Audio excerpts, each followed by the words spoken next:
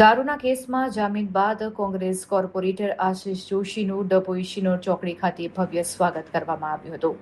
આશિષ જોશી જ્યારે Vadodara ward number 15માંથી કોંગ્રેસના ઉમેદવાર તરીકે ચૂંટણી લડી રહ્યા હતા ત્યારે તેમના વિરુદ્ધ દારૂનો કેસ નોંધાયો હતો, છતાં પણ જનતાના ભારે સમર્થન સાથે તેમણે ભવ્ય જીત મેળવી હતી। છેલ્લા 10 દિવસથી તેઓ જેલમાં હતા અને આજે જામીન પર જેલ મુક્ત થતા કોંગ્રેસ કાર્યકરોમાં ઉત્સાહનો માહોલ જોવા મળ્યો હતો। બોડેલી સેશન્સ કોર્ટે જામીન મંજૂર કર્યા બાદ ડભોઈના શિનોર ચોકડી ખાતે કોંગ્રેસ કાર્યકરો દ્વારા તેમનું ભવ્ય સ્વાગત કરવામાં આવ્યું હતું।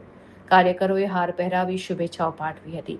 આ પ્રસંગે કોંગ્રેસ તાલુકા પ્રમુખ સુધીર બારોટ, કોંગ્રેસ શહેર પ્રમુખ સતીશ રાવળ, ડભોઈ નગરપાલિકા પ્રમુખ પુષ્પાબેન રાવળ, કોર્પોરેટર અજય રાઠવા સહિત મોટી સંખ્યામાં કોંગ્રેસના આગેવાનો, કાર્યકરો અને કોર્પોરેટર હાજર રહ્યા હતા।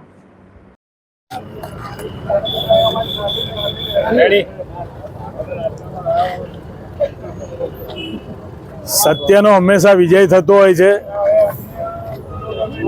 સત્તાધારી પક્ષ ગમે તેટલા કાવા દાવા કરે, પોલીસનો દુરુપયોગ સૌથી વધારે આ મત વિસ્તારમાં થઈ રહ્યો છે, જેનો પાછલા 2 મહિનામાં તમને જોવા મળ્યો હશે। કારણ કે સુધીરભાઈ પણ એનાથી જે રીતે એમના પર પણ ખોટી રીતે ફરિયાદો કરવામાં આવી અને એ જ રીતે અમારી પર પણ ચાલુ ઇલેક્શન દરમિયાન કોર્પોરેશનનું ઇલેક્શન અમે જ્યારે ડોર ટુ ડોર પ્રચારમાં હતા ત્યારે મારા વોર્ડ વિસ્તારના વૈષ્ણવ, બ્રાહ્મણ ને પટેલ અને આ તમામ નાગરિકો અમને જીતાડવા માટે કટિબદ્ધ હતા। ત્યારે સત્તાધારી પક્ષના લોકોએ જે દારૂનો ખોટો કેસ કર્યો, એ દારૂનું દૂષણ આ વિસ્તારમાં હશે પણ મારા વોર્ડ 15માં ને વાઘોડિયા રોડ પર આ પ્રકારનું નથી। પણ જે માનસિકતા એમની થઈ ગઈ છે એ પ્રમાણે ખોટો કેસ કરીને જે અમને હેરાન કરવાની વાત હતી,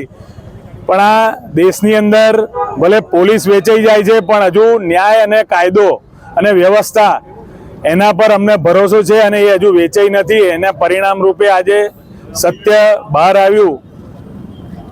અમે જામીન મુક્ત થયા છે પણ અમને દોષ મુક્ત પણ થઈશું। આ દેશમાં જ્યારે કોર્ટ, કાયદો અને વ્યવસ્થા હજુ સુધી પણ સત્તાને આધીન નથી રહ્યા એનું ઉદાહરણ છે ને એના પર અમને ભરોસો પણ છે। આવનાર દિવસમાં જે પ્રમાણે ખોટા કેસો કરવામાં આવ્યા છે, અમે હોઈએ, સુધીરભાઈ હોય કે જે પણ આ વિસ્તારના નાગરિકોને ખોટી રીતે કાર્યકર્તાઓને જે હેરાનગતિ શરૂ થઈ છે એ આવનાર દિવસમાં પ્રજા પણ બતાવશે અને કાયદો વ્યવસ્થા કોર્ટ પણ બતાવશે।